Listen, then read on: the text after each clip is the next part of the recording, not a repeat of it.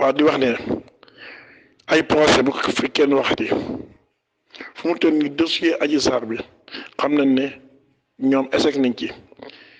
il faut dañuy génne ñoom seen challenge bopp bi Sonko génnee sànni tànk bi ñëpp di ko challenge Sonko génnee vélo bi ñëpp di dawal vélo chaque kii rek instant rek ak liñ ciy génne ñoom pour ñu mën a xoqatal yenn jiix jaaxel yi yenn patriote yi il faut ñu ne indi leen naan procès jàkkaarloo jël nañu fenn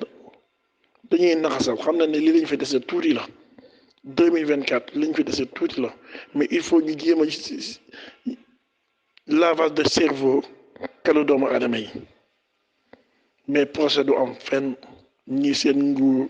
daanu na depuis ba 14 personnes yi dee waaw focus 2024 la ñu wax focus 2024 lii lépp dañuy jéem a nasaxal xel yi di leen jéem a tuur lëndëm mais procès du am fenn waaw ñoom jeexal nañu